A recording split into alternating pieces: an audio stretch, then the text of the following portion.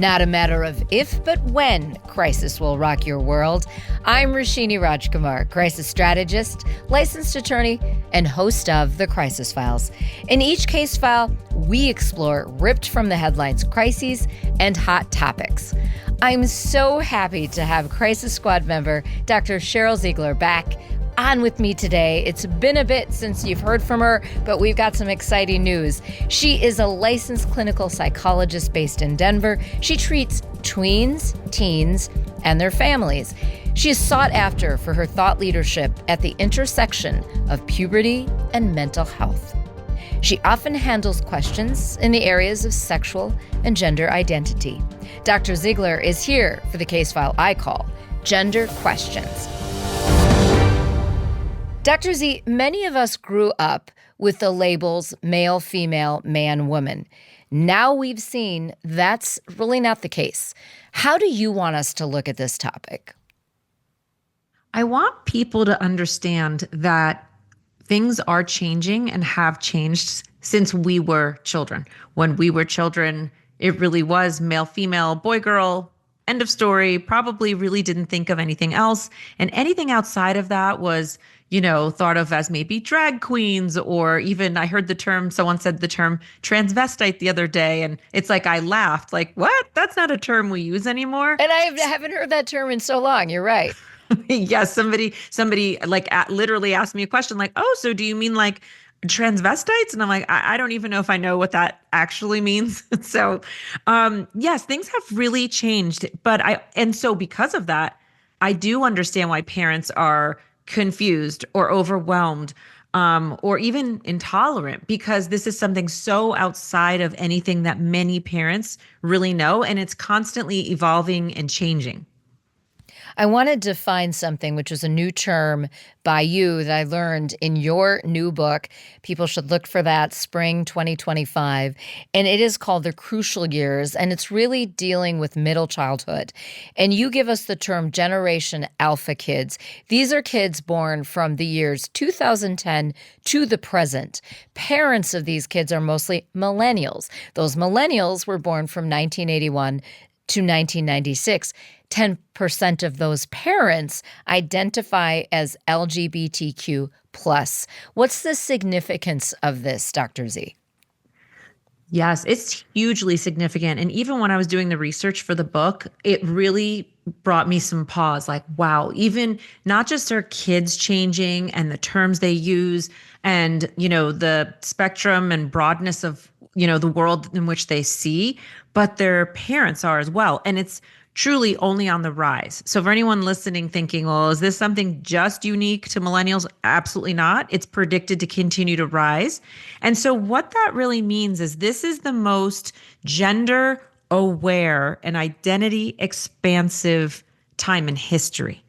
And so what that means is that the world for kids growing up today really isn't just about boy, girl, and it really isn't just about male, female. And so I think that's important because whether your kid is in that, classification or not, maybe you're like, no, I've got a 5 or 6 year olds. They seem to be very clear. They identify with the gender that they were born into sexually, right? There's sexual identity, gender identity, and this doesn't affect me or my kid. Great.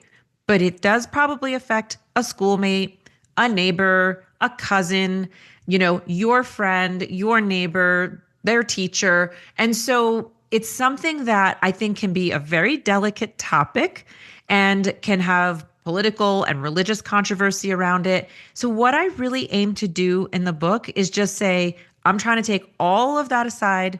I'm trying to let people know where Americans are at today and just provide child development information, not political, just child development to understand what's happening. So here we are, learning a lot. Here we are. Exactly. It's so much stuff, and you have researched and you cite all of these studies in your own clinical experience for a couple decades. So great information. And you're not only handling this topic. I specifically plucked a chapter from her book because this is a hot topic. It's also a topic that I'm a Gen Xer. A lot of people, Gen X and older, could really be schooled in this. And that's why we have you, a member of our crisis squad, talking about this. It's so crucial. But for sure, in the crucial years, there are many topics. Get the book that have to do with those middle years that parents, grandparents, neighbors, aunts, and uncles need to know about. All right, you said that gender identity and sexuality are separate kind of things. And young people, as well as whether it's middle years or even young adults into their 20s, are grappling with some of these issues. And when I say issues, I don't necessarily put any kind of negative on it. It's more, here's a topic that we as society need to understand better. What is that difference between gender identity and, is it sexual identity? Is that the right way to say it? Yes. So with sexual identity, that truly means, were you born female with female parts, and were you born male with male parts, right? So they base it on, and even sort of legally in some places, on the body parts that you were born with is your sexual identity. Your gender identity is more like, do I feel female? Do I feel male? So on the one hand, it's, how was I born? Like man, woman, girl, boy. And then how do I express myself, my gender? And that is not like female, male. That can be non-binary. That can be all different kinds of this very long spectrum. Maybe you say, I don't feel either. That would be non-binary, right? Or I can feel both at times. And it's incredibly expansive. And I don't know the whole vocabulary, but when I'm meeting and working with kids, I'll say to them, wait, I don't know that term.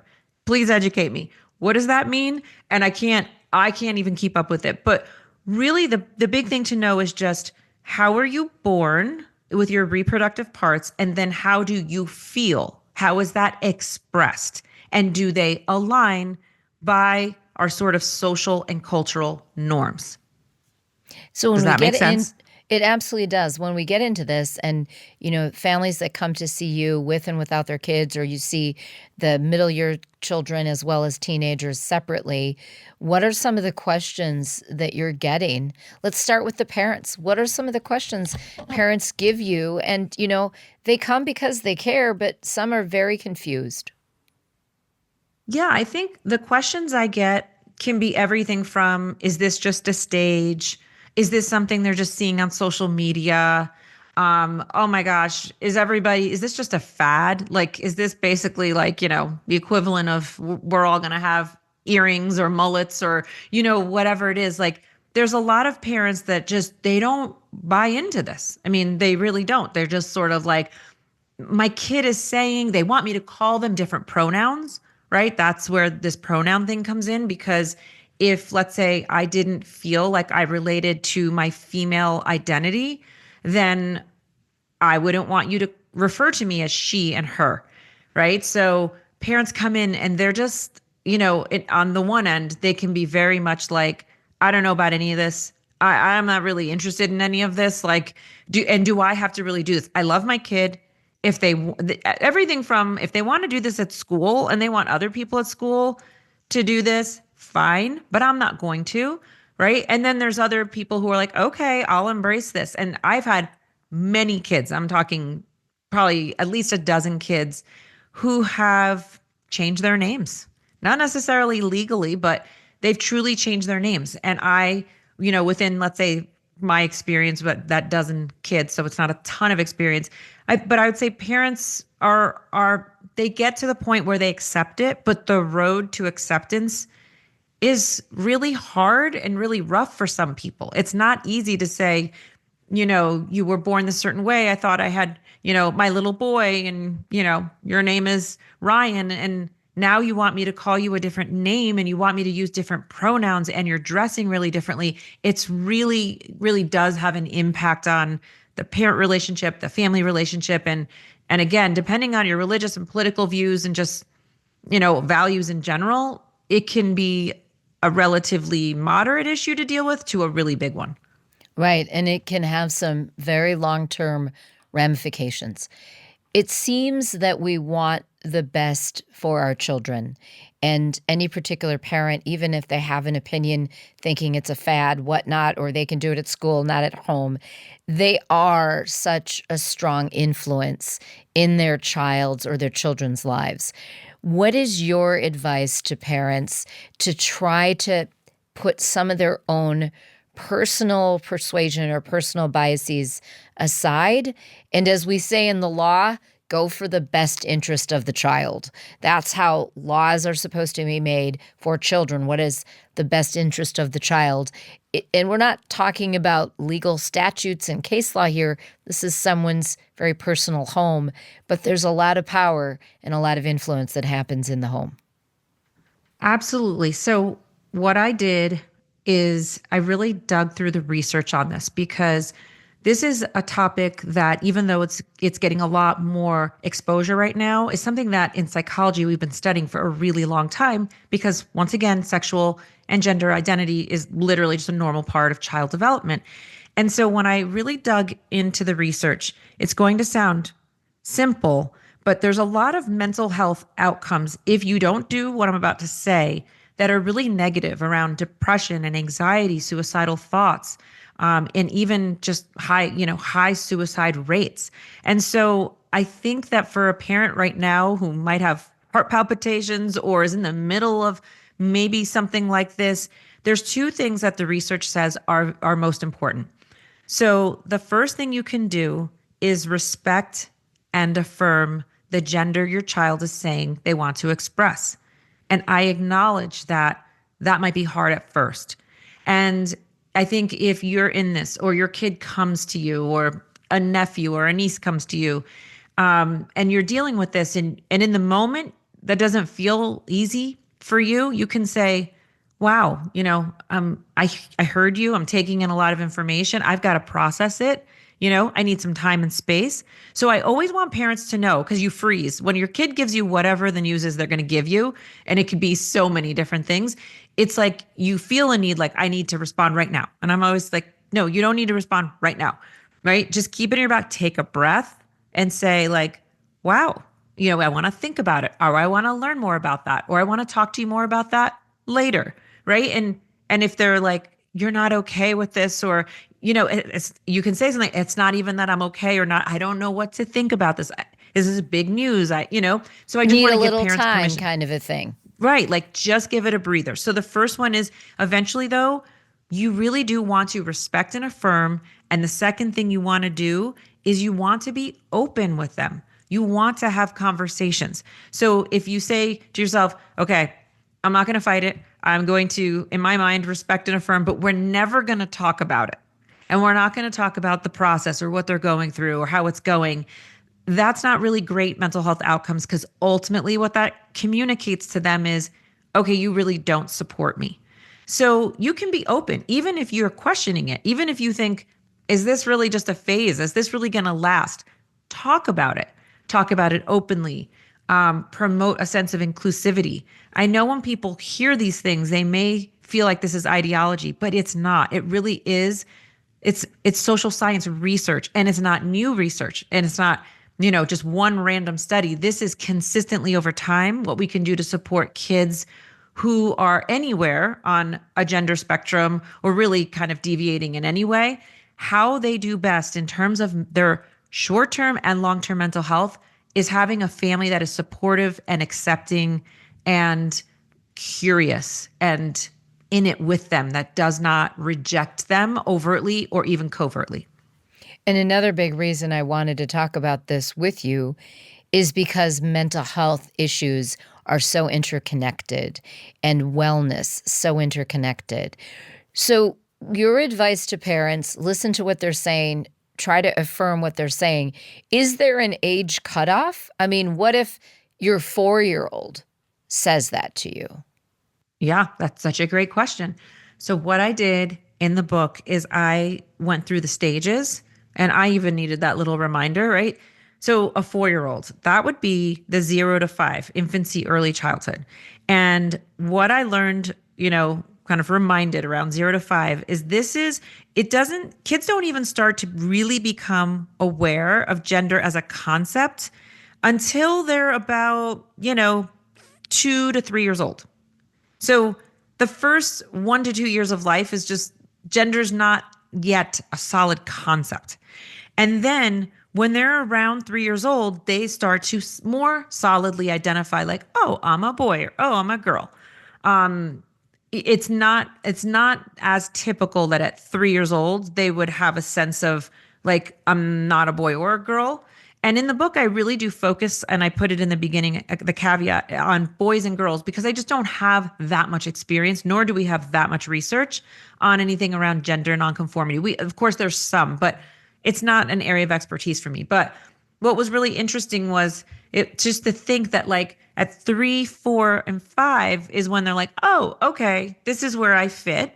And then in middle childhood, which is what the book is really focused on, that's 6 to 12 or 5 to 12, that's when they not only do children feel solid in their gender identity, but society really reinforces it. So now you have the shaping of. And so that's really just typical child development. Wow. Well, lots of really good lessons in this. There are other terms that have to do with sexuality, a few of them: asexual, demisexual, pansexual, and there are many more. And I would say you and I grew up with the terms gay, lesbian, heterosexual, and bisexual. So most of those terms, I think most of our listeners know. But what are we talking about when we hear asexual, demisexual, pansexual? Yeah, we are talking about terms that for this generation are like common language terms. And why it's important to know this, right, is because A, they're nuanced. B, we're not maybe as familiar with them.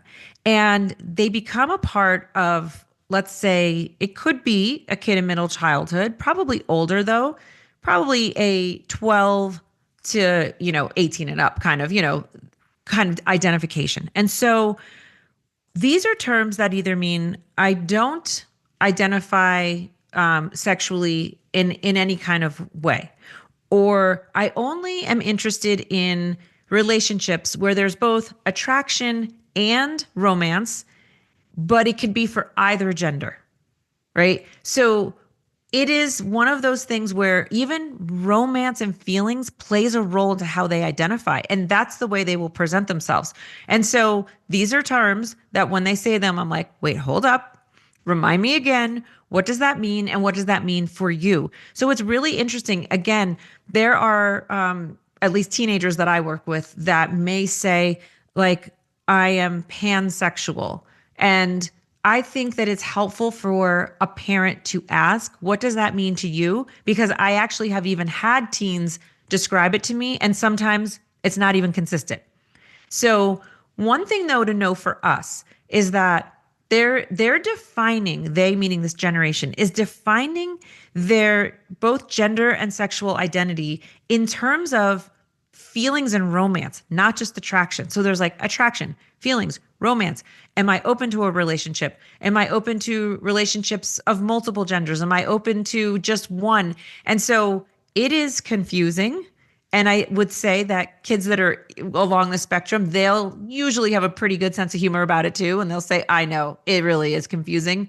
And then they'll just express themselves. And I'll say, sometimes for me, it's just easier for you to explain to me your own self rather than using this label that can sometimes be kind of a moving target. Exactly.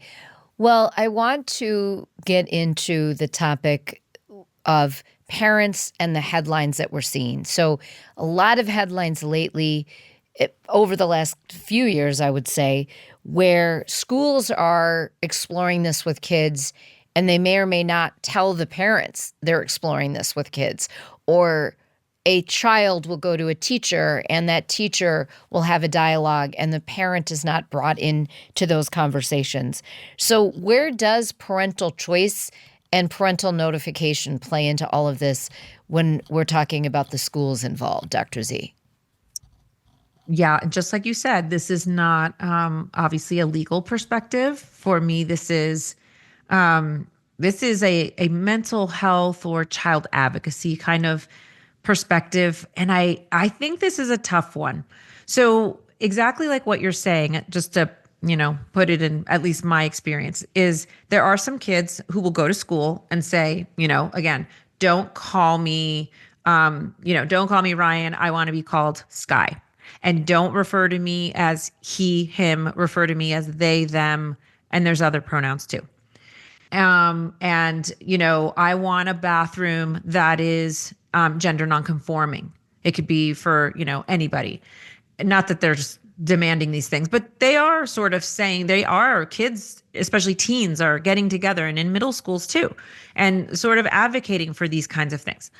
And so, or I want to play a sport, and I want to play the sport in the gender that I feel I'm expressing. So I may have been born male, but I'm expressing myself female. And so these are things that parents sometimes are like, no, you may not change your name, and no school, you may not call my kid by a different name or refer to them by a different gender. And so these are heated topics, because I think ultimately, while I absolutely respect and affirm and all the things about the way a child wants to express themselves, I do still think ultimately parents need to be involved and be a part of this conversation and be collaborative with the school. So if the school, I think there was one recent one in the headline, I don't think they were necessarily doing anything wrong, but they were just respecting a kid's wishes, did not communicate that to the parents. And the parents, this is, getting a lot of news because the parents are like, we weren't aware of this and we didn't give you consent to do this. I think there needs to be these, like what we're talking about, way more of these conversations. And even from a school perspective, to say, this is why we want to support and affirm your kid at school in this way. Because if we don't, we know what the mental health outcomes are like. We know the increased depression, the increased suicidal thoughts.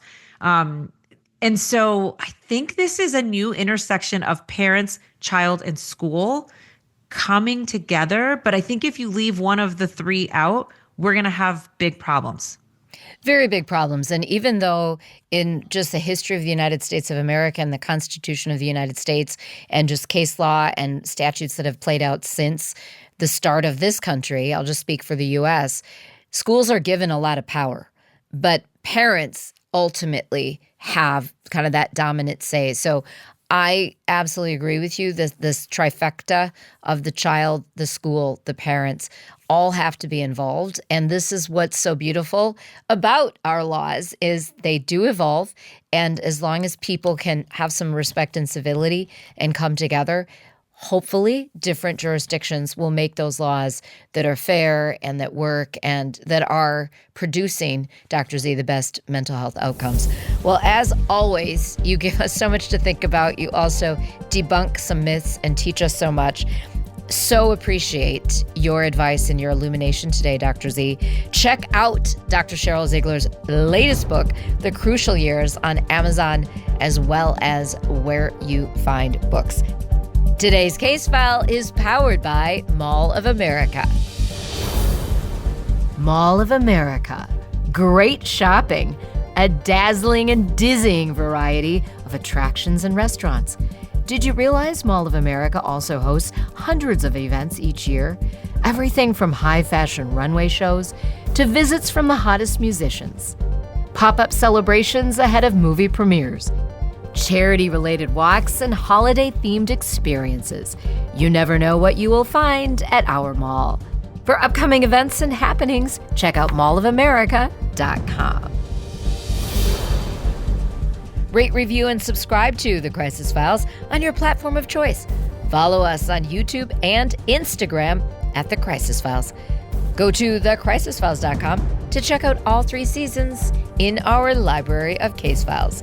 I'm Roshini Rajkumar. Join us next time on The Crisis Files.